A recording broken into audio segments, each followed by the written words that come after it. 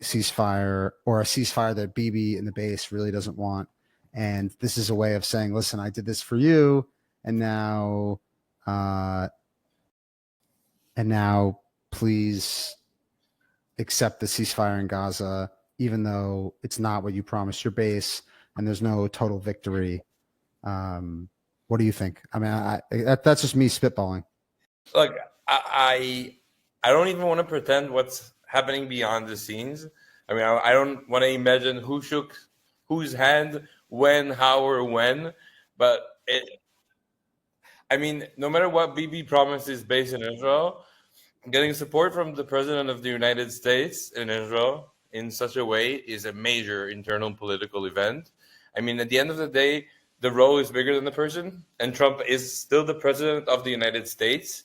I mean, it is still a real position with a very big weight and influence worldwide. And I mean, the same goes for Bibi, for Prime Minister of Israel. At the end of the day, whether it's him in office or him in office, there will always be an office, hopefully. And it's always a bigger office than the person who's going to sit in it. And at the end of the day, it's wild. I mean, the President of the United States, in the middle of a war, that writes the greatest hero of Israel, a warrior like no other, and calls for... I also was pointing out for the audience that Bibi's brother actually fell like saving people at Entebbe. So yeah, that sentence is also very important in Bibi's own mind, because I don't even want to think, I don't know if Bibi, I don't even want to say if I think that Bibi knew it's going to happen or not, but at the end of the day, this guy practically wrote, Bibi, you're the king of Israel, long live the king. I mean, at the end of the day, people that I read a lot about, you know, Trump being manipulated by this person, or he decides on this or whatever. At the end of the day, this guy does whatever he wants. And it looks like he answers to no one, because, I mean, look at Elon Musk. I mean, at the end of the day, I think what people don't understand in Israel is that Trump cannot run for office again. I mean, at least not in the U.S., because in Israel, he'll probably win. But he cannot run again. So at the end of the day, he's not trying to please anyone. Yesterday, he slammed Bibi. Today, he's crowning him. Yeah, I don't even know that he necessarily slammed. Okay, let's not forget. 10 days ago or so, he told the New York Times that his friend Bibi is crazy, crazy. That was a quote that he wrote out to the New York Times, meaning that he can do it. He's doing all these different things. So the whole thing is like a charade, and it's basically like one giant UFC match that there are like WWE with Vince McMahon, like just jumping and punching people. And it's wonderful to laugh, but look, in my opinion, also just for people to, I mean, you give me your read on it, but I actually watched the Bibi files. I don't know if you watch the Bibi files. No, I don't have energy. I try to do practical things nowadays. But it's also the leaked. It's leaked. No, I know how it sounds already. But it's, as someone who is before October 7th was not particularly interested in internal Israeli politics, it makes the left in Israel look insanely pathetic, because it's basically about cigars and you know, I hate this when champagne bottles. Like, it's what I don't like in Israel is that, you know, people here are so busy fighting each other that the judicial system has already become the left. But I mean, the guy literally, you know, put aside, I don't know who he's making a joke of, but he wrote they're having a trial, a hunt witch around Bugs Bunnies and cigars. That's what he wrote. I mean, at the end of the day, it's not wrong. It's not wrong. I'm not even. I'm putting. It's so much bigger than me that I'm putting my own opinion aside. I'm just stating facts. I mean, this guy, at the end of the day, he says whatever he wants to say.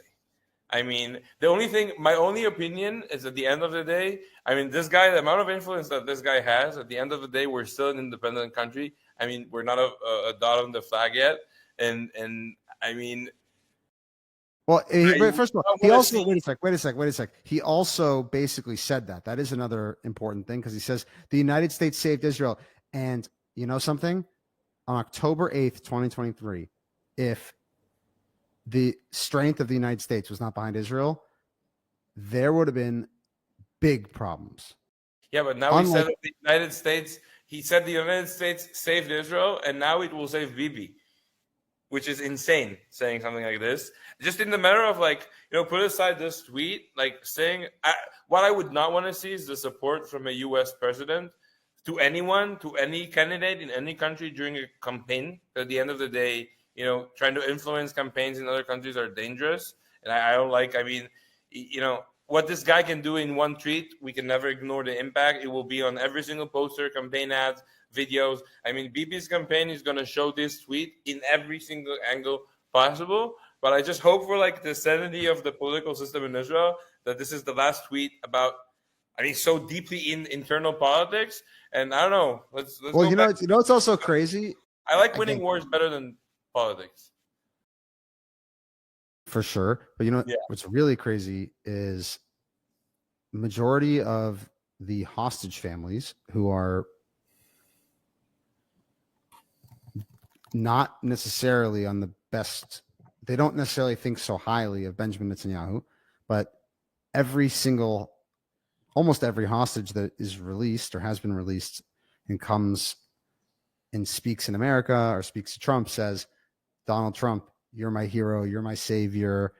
We trust you. Whatever you say is unbelievable. What you do for the Jewish people is incredible. Thank you for your support. I wouldn't be here today if it wasn't for your support. And now President Trump turns around and says the greatest Israeli to ever live is basically Benjamin Netanyahu. So there are heads exploding, and I actually don't even know how people are going to respond because it actually one of the really difficult things to watch amongst thousands of really difficult things to watch since October 7th has just been, I think, the infestation of Bibi hatred in much of the rhetoric where I don't necessarily know that it was appropriate. This is not a defense of Bibi. It's just saying that it was just inserted in every single thing. They'd be like, oh, the border was porous. Bibi's fault. Oh. I think, no, hatred in here is crazy. We can talk about this for 2 hours. In Israel, the biggest political identity has become, do you support Bibi or do you not support Bibi? And this is insanity on both sides. I'll start with that. You cannot correlate everything to one person, even though he's the leader. If you correlate every failure, you have to correlate every success. That's math at the end of the day. And I think people are so blinded with, you started about talking about the hostage families that some of them don't like Bibi maybe. People here, and then we talked about the fact that the judicial system is left. People here have correlated everything to Bibi or no Bibi. If you talk about the environment in Tel Aviv, you're a lefty, so you don't like Bibi. So I cannot go recycle. If I recycle I have a plastic bottle here, and if I take it out to recycling, you can correlate it into saying I hate Bibi because I'm a lefty in Tel Aviv. And at the end of the day, the amount of hatred has driven people nuts here. So that's something. That's yes. I will also say that I 100%. I had a hostage family. Someone came on my podcast and actually said that Benjamin Netanyahu M word their cousin, and he's responsible for that. And now Trump is turning around and saying that this is essentially the greatest Jew who has ever lived. Bibi Melech Yisrael. I prefer Rabbi Nachman. Yeah. So no.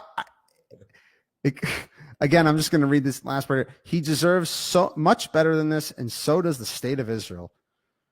Bibi Netanyahu's trial should be canceled immediately, all capped, or a pardon given to a great hero who, capital G, capital H, great hero, who has done so much for the state. Perhaps there is no one that I know who could have worked in better harmony with the president of the United States, all caps, me, than Bibi Netanyahu. It was the United States of America that saved Israel, and now it is going to be the United States of America that saves Bibi Netanyahu. All caps. This travesty of quote-unquote justice could not be allowed. He's like he's not even. The crazy thing about Trump sometimes is because when you're like when I see Trump, especially as a president, I think some people don't understand the downside of not being able to rerun is that you get to a point where you cannot be elected again. So I mean, who cares? You're on your own. You don't have anyone to please. And I mean, this guy. I mean, he's not recommending. He's highlighting in caps. Immediately canceled. He's like ordering. He's ordering the judicial system And in now Israel. basically you're gonna have. I just hope he won't bomb it if they don't order it. I mean, he needs to understand that you know it's crazy though. Now it. you're gonna have these left wing politicians come out and say, "Thank you, President Trump, for all of your help with Iran. You've saved our country. Thank you. But stay out of our politics." And he knows that they can't say that to him because if they say that to him, Trump will just go ballistic on them and say, "You're ungrateful, horrible people." And then Or he'll just ignore them, and then they'll be laughed at in Israel for being ignored while Bibi gets praised. And at the end of the day, Trump, no one wants to mess with him. I don't think anyone. No, but I'm saying that basically the left wing politicians, if they push back publicly, now if the left wing politicians push back against Bibi, they're pushing back against Trump, and Trump only hope for the hostages and the only hope for democracy in Israel because that's what they've said to Trump. So it depends. At the end of the day, I hope that's why I was saying in the beginning. I hope Trump will not correlate himself with any candidate in any country because you want to have a democracy where opinions are like. I'm really on the same page with. I don't want to have foreign politicians involved in our internal things. By the way, I would not want to have foreign planes bombing our enemies. I would want to see the IDF going strong and independent, but that's a different angle as well. But because it's funny. Like, because at the end of the day, I'm thinking to myself, yeah, I don't want you to deal with our crap, but you are dealing with our crap all the time. How many employees does the Ministry of Defense have in America or the IDF? Gazillion? Less than FIDF. No, more, way more. FIDF has like 100 plus. Okay, the FIDF is more real estate.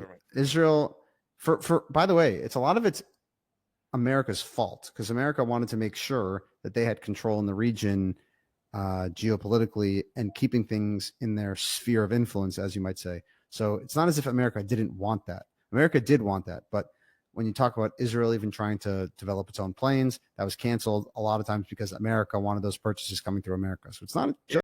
No.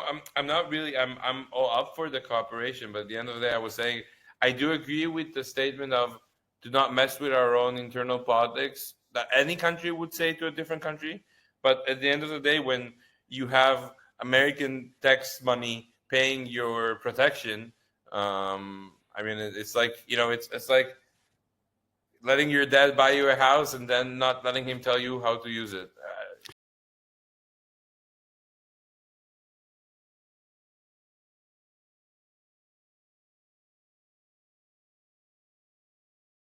Was it okay? No, that's not okay. You don't mess with. Chuck Schumer literally came out and said that Benjamin Netanyahu should resign. So, I do not think that any politician should. A politician from a democratic country should not try and maneuver or move mandates in any other countries. I mean, because it's like He's just saying in the Bible. I understand, but the thing is, there's a lot of unseen. That's for sure. That's for sure. Look, at the end of the day, I was at the Knesset a few weeks ago, something completely else, but someone told me, Did you get screamed at by that maniac? All the time. I get screamed at when I'm in the Knesset, I get screamed at. No, what's her name? The real maniac who screamed at you.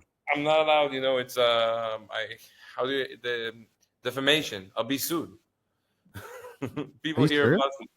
No, when I'm joking, but you're talking about Tali. Okay, sorry. Hold on.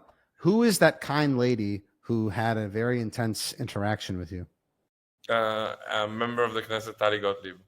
Tali Gottlieb. Okay. Great politician. Wait a second. Okay. Look, she's from Bibi's party, so if I'm talking about her, Trump might tweet about me. I don't know. It's a weird correlation. I don't want to go there. They seem to be protected by the president now. She's from Likud. I know. What do you think that like Yair Lapid is thinking right now? You're causing me trouble by asking me questions about people. Look, it's 3 a.m. I hope for everyone that they're asleep. No, they're definitely. I bet you. Everyone were waking. I bet you they're awake. They're like sweating. They're taking cold showers. They're petrified. I mean, look, they're literally going to go up there.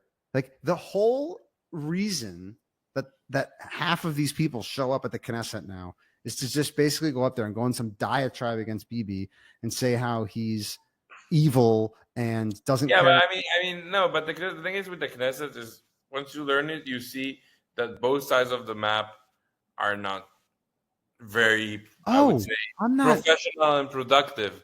Look, who's that? One of these rabbis just said that he should have left Yuli Edelstein in Russia. Oh yeah. I mean, like again, crazy stuff.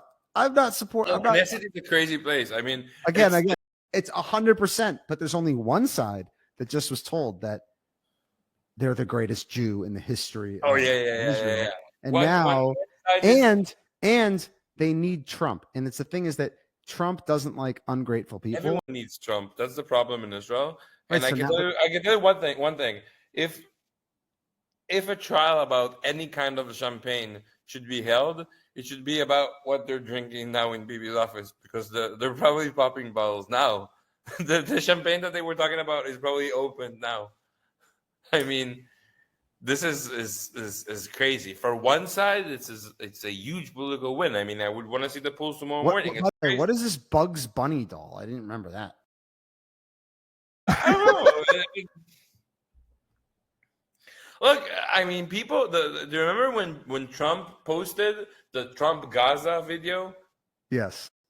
It just went like people haven't noticed it. He posted an AI video of him and Bibi sitting on the beach. Like, it's amazing. It's an amazing video. In hummus. I mean, this guy is. I know that you need to go. Now we're getting it, but it's next level here. And the truth is that again, if you look at the rhetoric that again, it goes both sides, and I'm not saying that the right doesn't do the same thing, but I don't think Trump is paying attention to what the third-ranked member to anyone other than what he wants to say. He probably heard it. Like, people think that everything is a lot more complex and hands are being shaken. But my point is that he doesn't care what someone in Bezalel Smotrich's party says about Yair Golan. Like, he's not going to jump in. I don't think he cares about what Bezalel Smotrich says, period, or what about Yair Lapid says, or anyone. He cares about But now, any person that challenges Bibi is challenging Trump. I don't agree with that. I don't agree with that. Literally, wait, no. Listen, hear me out.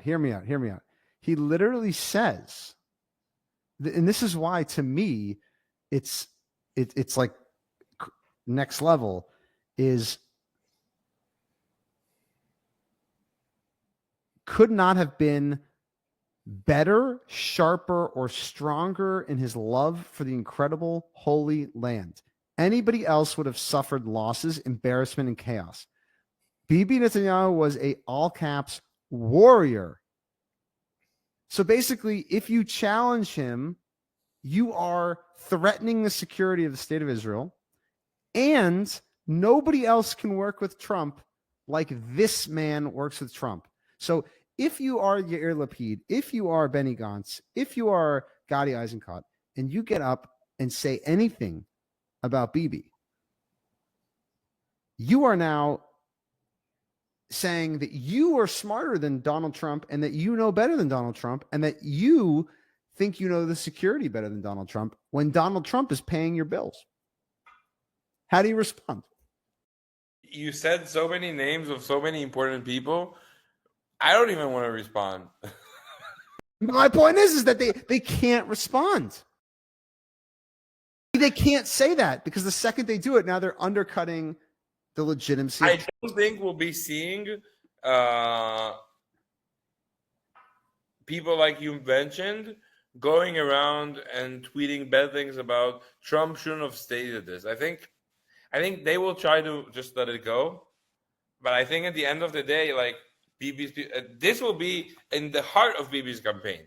I think, the Benny Gantz and Yair Lapid, they're just going to ignore it, if I have to guess, by the way. By the way, what is Yoav Gallant doing right now? Again, perhaps the worst minister of defense in the history of the Jewish people, who was fundraising for. I just have to say this anytime I mention Yoav Gallant, Mr. College Scholarship Fund, even though I know what you're going to say. Yeah, but fundraising for college scholarships when the border was porous and the H group was attacking the border. Yoav Gallant went to Chicago to fundraise for Friends of the IDF, like the moron that he is. They have raised 250,000 flip-flops, 100,000 hooba-boobas. It's actually $172,000 worth of flip-flops last I checked. But again, Yoav Gallant, complete buffoon. And he's been going around basically trying to kneecap Netanyahu and make sure that people don't forget about him, even though he is a joke. So what do you think Yoav Gallant's thinking right now? I'll tell you my problem with Yoav Gallant is that the reason that he resigned, I don't know what was the internal politics, was the draft law crisis. He wasn't resigned, he was fired, sorry. And I think I'll say a few things. At the end of the day, especially during war, but in normal days, the prime minister should have the ability to fire the minister of defense anytime. I mean, he works for him. That's A. And I think Gallant, from a political perspective, has lost the ability to clean some of his name because he was the minister of defense October 7th. This is something that will always go with him. But he wasn't when we attacked Iran. Israel Katz was. And I mean, my status with those people is very complex always, because if I look at Gallant, the work he was doing around the draft law, I think if he would actually work, I mean, he didn't get to the point where he actually did what he said he would do, but it looked like he was going to try. So I give him a bit of credit for that. And when I look at the Minister of Defense now, Israel Katz, most of the interaction I have with him is on the draft law level basis. Like I've met with him around the subject, and I would say that very disappointed. I was very disappointed to see after I left the meeting that people say that Bibi is the actual Minister of Defense, and I remember walking out of Israel Katz's office saying, "Okay, lucky, that's good. Bibi could probably be not a bad Minister of Defense." But he has been before. Yeah, no. He's pretty much is now, by the way. He's now. For sure. But I'll say this. The reason that it's so great that Israel Katz is the Minister of Defense, or at least signs as the Minister of Defense, and Bibi is just telling him what to do. That's all. Just take his scooter. Yeah, but it's better because I don't think Gallant and Bibi were really on speaking terms, and it's hard to effectively run a war and there's a certain level of trust. I'm up for the Prime Minister of Israel, especially during a war, to have a minister, not only especially a Minister of Defense, but any minister that he knows how to work with, that he trusts, that he sees as a professional. And as the head of the country, I think the office, not the person, should always have the ability to fire a minister. That's it. I mean, at the end of the day, I think people here are overestimating their knowledge when they talk about politics, always, because it's the national sport. And I think trying to criticize the relationship between the Minister of Defense and the Prime Minister from any subject that wasn't in the room, we don't know what happened. And at the end of the day, what I always say about those things, clear cut. Prime Minister can fire a minister, can replace It's his government. At the end of the day, there's a Knesset. They can vote to kick him out, to overthrow the government. They can vote. It's a democracy, and there are mechanisms and ways for this to be, regulated. And this guy was fired by the head of the country. He's allowed. I don't care about Yoav Gallant. I mean, the only opinion I have about Yoav Gallant is that he needs to wear something else than black shirts. My only real opinion. And that any politician that was in office in October 7th will always hold this. I'm not going to elect any politician that was, like, as a citizen, I'm not going to elect any politician who has held office within the last, October 7th. I'm not going to elect the Minister of Defense on October 7th. Probably not the Prime Minister as well, or the Ramatkal, or people that were a bit before, a bit whatever. But at the end of the day, what do you think Herzl Levi thinks reading this? I forgot that there is a person named Herzl Levi. I love Eyal Zamir. Such a great guy. Well, he's better than the corpse of Herzl Levi. I mean, anyone is. So, what do you think he's thinking? I don't know. Poor guy. I mean, at the end. Oh, whoa. Oh, yeah. No. No, he still devoted his life to the army, and I mean, I'm not saying. And he sucked at his job. Yeah. He failed at his job terribly. The worst way he could have. I mean, I don't. I would not. I don't defend him. I as a soul, I feel, as a Jew, I feel sorry for him. It must be horrible being him, in like a mental perspective. It's one hell of a burden to carry on your back. It's, I'm texting some of the Trump's advisors. Just tell, if you get it, No, Trump's I'm texting some of the people who hate Bibi, asking for their comment on this. Anyone who hates Bibi want to go in the podcast? I mean, you should, if you get Trump to just tweet Daniel Mal or unit, whatever, you're gonna get 100 million, or Daniel should be the MOD, or the Minister of Defense. You'll probably be elected. The Twitter account for he didn't tweet it, by the way. He put it on Truth. Truth. This guy is so deep into beefing with people that he doesn't use Twitter anymore. No, he doesn't. Yeah, but he also doesn't do it because he owns Truth Social. I know. Yeah. Okay. I've sent out a few different ministers. I'm going to ask Yair Golan if you would be willing to join the podcast to discuss this. I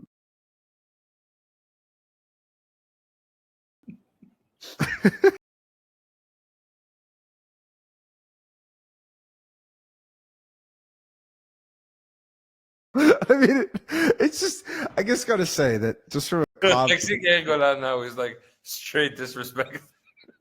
Yeah, I'm texting. I just texted.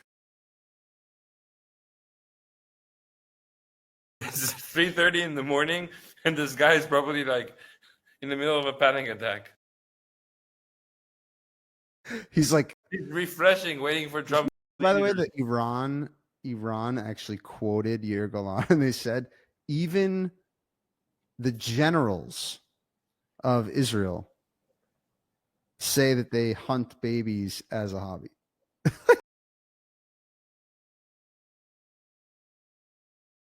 Yair Golan is one of those figures. Put your political put my opinion aside, which is he should not be elected anyway. He should buy a house in the north, very nice view. Just go retire there. I wish him to regain happiness.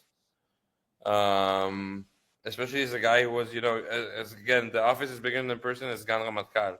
But he's one of those guys that when you talk about them in TV, like one of my hobbies is to turn on like channel 14 when they talk about Yair Golan. It's the national sport for the right wing is to trash Yair Golan. After what he said.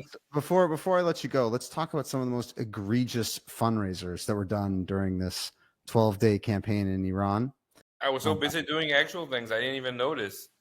Yeah. So Who took the money from the good um, causes to real estate? FIDF claimed that they were helping on the front lines. I don't know. Brooklyn. I don't know. There was Oh, one person who actually claimed that they were delivering food to the Air Force. I'm like, I in the promise. What?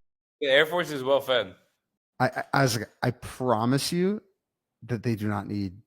You know, I'm in Israel. If you need an authenticator, tell him I'll give you all your money, but I want my guy to come and film. Where is the food? Where are the people? The other one was JNF. I mean, I don't know if you saw people. They sent out a text message, like as the first ballistic missiles are going, like help now. I mean, it was just a little bit poor taste. And more trees. Yeah. So some people were pretty annoyed about that one. I just think that it's also kind of crazy that there's so many organizations that raised hundreds of millions of dollars to prepare for emergency situations. And then the emergency comes and they say, give us all of your money right now, or we're not going to be able to respond to the emergency. I said, you literally spent every day since October 7th fundraising for this exact moment. And then this moment happens and you magically have no money. It's the Jewish people, wonderful people. It's yeah. I'm coming to the U.S. beginning of August. The only good thing I can tell you. Ezzy, what's up? Just seeing you on Instagram live here. What else did we have? Oh, also, Did Yed go down and reply? did Yergo go on reply to me or my request? No, not yet. I think. Should I call him? No. No. Also, I have Bassem. I'm gonna ask Bassem Naim from Hamas. I'll ask him.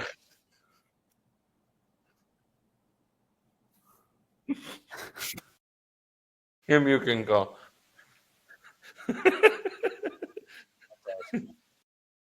Do you think he's alive? Yeah, no, he's in Qatar. Yeah. So, yeah. You know what would have been funny if, like, the Iranian attack in Qatar would have landed inside Hamas HQ Qatar. Oh, yeah. I don't know if you saw. bomb. I don't know if you saw Trump trolling them today, but they said they asked. He's like, they asked us if the timing worked for them.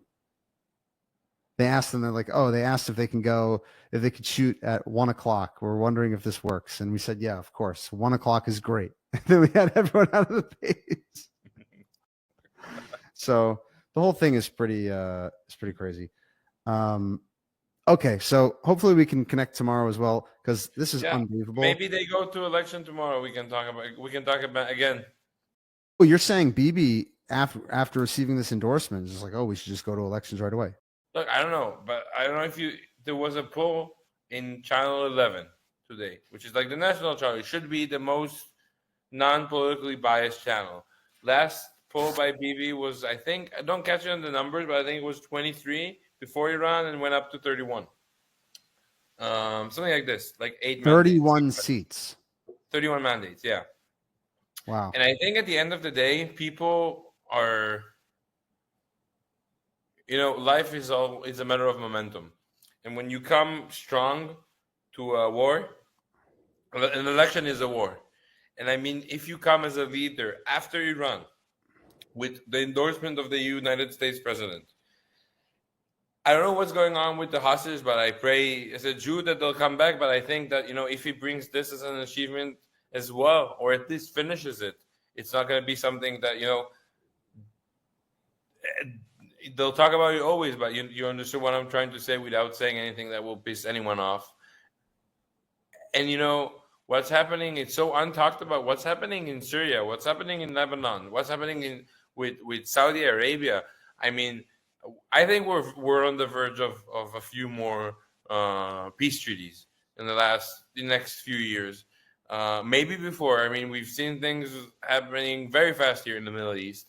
And I think that, all of those achievements are starting to add up to something bigger. Yes. And, I'm not going to vote for Bibi. For sure. 100%. I'm not his supporter, but I'm not his hater as well. I'll say this also, and I mean, I put this in my group as I try to be clear about it. You have a lot of names of people that really failed on October 7th and failed before that and even failed after that. And you just have to tip your cap and say, well done on this specific job. And there's a lot of gray. That's for me. I hear the name Shlomi Binder and I want to projectile vomit. He was my machat in the army, and I think he's a great guy. You see, that's exactly the thing. Some people, at the end of the day, I think, it's a bit like, I would say the right to be elected, I think, is a bit like trusting somebody. It takes a lot of time to build it. Trust is earned. It's not given. And once you destroy it once, it's never going to come back the same way it was. If a friend stabbed you in the back, you're never going to fully trust him again. Oh, wait, by the way, speaking of stabbing in the back, what is Naftali Bennett thinking right now? I'm putting it aside. I'm not even talking. I want to talk about politicians. I'll end my sentence. He's also crying, but yeah, go. Okay. I'll end the sentence. I'm saying going back to that, when at the end of the day, when I see October 7th as like, responsibility, I see it as a stab in the back, because the trust that was given was broken, even if it was unintentionally. I don't think anyone intended for October 7th to happen. But once trust is broken, it literally cannot be rebuilt. In my heart, at least, I think trust is a one-time break thing. And that's the reason I won't vote for Bibi. But I think, with that being said, you cannot take achievements and just throw them all out in the trash. I mean, what is happening in Iran is historical. What's happening with Trump is historical. What's happening with Syria, Lebanon, and Saudi Arabia. If we get one peace treaty within one of those three countries, this is the change of the Middle East without war. No more war in one country, which is great. And I'm putting aside the hostage thing, because I think the hostage thing should not be political. I think the hostages should come back. I mean, it's almost 2 years. I mean, I tried not to put the hostages thing and politics together. Never. I mean, at the end of the day, when you look at this October 7th in terms of responsibility, the country has failed, and one of the prices it has to pay is whatever the price is to bring those people home, because it's not the fault of those people, and they're not a political issue. I don't think that. I mean, the Jewish thing to do is to bring them home, and I think. Wait a second. I was gonna let you go, but now you open up this can of worms before you say this. Okay, there's two things here. One, the living and the deceased. Okay, the living, absolutely, and it's also a Jewish value or principle to provide a proper burial, without a doubt, 100%. The conflation of the living and the dead when it comes to potential deals and potentially jeopardizing security, I think is a problem. And the issue I have when it comes to people invoking Jewish values, when it comes to the hostages and other issues like that, is simply, if you want to get into that like halachic debate, then we'll get into that debate. If not, people just throw this around and it's not a serious discussion. Obviously, they want to return, but if, for example, if you were to say, hey, we're going to go rescue a hostage because it's a Jewish value, but we're going to lose 60 soldiers trying to rescue, you'd say that's not a Jewish value. So the discussion has been very skewed. I mean, I'll try and walk on eggshells here. You know what I'm saying? One, I think and that's why I said at this point, especially for the ones that are alive at any price, because putting any one Jew in danger is not worth 1,000 terrorists in jail. That's, first of all, that's the easy equation for me. But I would say, in terms of I'll look at it the other way. Those who are alive should be returned at all cost. I do not want to imagine. I have a question. Are you going to give up Tel Aviv? You should have a talk show here in Israel. I don't have an answer. I mean, at the end of the day, at all costs. I'm saying If you're No, no, going to no. no, but have a real discussion about it. No, I'm saying at the cost. I would say at all cost that is around the costs that we've previously talked about as a country, like releasing terrorists and stuff like that. Yes, I think giving I back don't to think that's even I don't think that's an option. I think if someone would have come to Israel and said, "You can give up," like like, empty, like in the October. I always thought at the end of the day, I was always okay with just emptying both. Take all of the oh, prisoners, you bring back. I can't. think you know what's the problem, Daniel. I don't think I look at it as a perspective of Hamas. Why would I give back my last hostage? What do I have in my hands after I I gave don't, my last hostage I back? don't disagree with you. I'm just saying Why though that would I ever give him? okay. Well, at this point, I would say at, at this point, I actually think that if Hamas gave up all the hostages, that Israel would let them stay in control of Gaza No, but because it's such a big because it brings me back to socially what you they were would have. talking about with the dead, with how like which is a horrible question, but the bottom line was how do you price hostages that will only be brought for burial? And I think at the end of the day, the question that we need to ask is, I don't know, I want to imagine how does it feel to be a hostage family, but think about like One second. I was like, it's not feelings based. no, I'm saying something else. How do you, as a hostage family, I read a horrible article uh, with the mother of one of the hostages that was identified as one of the, I think it was Jonathan Samero. That's his name, right? The guy who came back now. Yeah, I yell it. Yeah. So she said something about, I think it was her. She thought he was alive. Yeah. So with the berry, with the footages, how do you, like, I mean, that's the thing. How can you make sure that the hostages that you think are not among us anymore, how can you make sure? I mean, if there is no way to make sure, Well, okay. how do we stop? I mean, how do we know? I mean, because I understand what you're saying. At the end of the day, yes, a Jewish soul that is still alive is of. I'm not a religious person, so maybe I'm wrong with Judaism, but that's what my heart says. A living person is not priced like a person that will only be brought for burial. He's still alive. You have a life to save. And Of but course, how if you how do look you at decide to give up before you got it back? I'm not listen. I'm not saying okay, and this is where it gets very complicated because sometimes families don't necessarily want to believe it. I'm not talking about a yell at. We could talk about uh vaguely. I will just say vaguely, okay?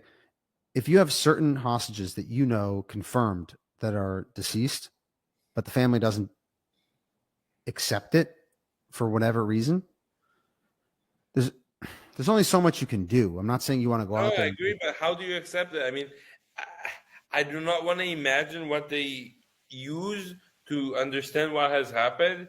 But I mean, at the end The of New the York day, Times actually had the New York Times actually had a fascinating article about it. It's because the sequence of events is out of order, which leads to some of the confusion. So basically they're not sure. Like the family learns about the incident, they learn about the person disappearing, then they're going and looking for them, and then it turns out that they might have actually been murdered on day one. So the out of sequence. and again, not only the family, same thing for like the IDF, and like at the end of the day, they're trying their best, and even if they tell you, if they would have told me, if I would have had someone, a family member that was taken hostage, and they would have told me there is a 99.99999% that he's not among us anymore. How do you believe that? I mean, would you know? It depends the nature of it. Yeah, it depends. Yeah, but how you need, and then you need to dig in. You develop. No, I, I again, know it sounds very callous. it's Sounds horrible. very mean, but at some point you do have to make a decision for the greater security and for. No, I understand what I'm saying. How do you? at the end of the day, unfortunately, death is a matter of yes or no. And I guess for some of the scenarios we're talking about, it was a clear cut yes or no. And I guess some weren't. And then, they tried taking footage and collecting evidence. And, they've conducted, we're good at, investigating here in the show. And after all that, how do you, it's unfortunate to finish on this tone. I'll fall asleep if I stay here too much. It's almost 4 a.m. here. But it's one of those things, it's greater than Bibi. It's bigger than Bibi. It's bigger than Trump. It's bigger than any of their offices. I mean, people who are being held dead or alive for 2 years, by a terror organization is just something that is, I don't think it's imaginable. I don't really, that's one of the reasons I don't talk about it, is because it's, I don't even understand the magnitude of this craziness. I mean, Black Mirror could have not written this. Yes. All right. This has been fun. Let's do it again. And thanks to everyone for tuning in. Crazy night in Israel with Trump's announcement. And let's see the political. So you should call your podcast, It's Always a Crazy Night in Israel. Yeah, but I said Trump saves Bibi. Thank you for your attention to this matter. Yeah. Good night.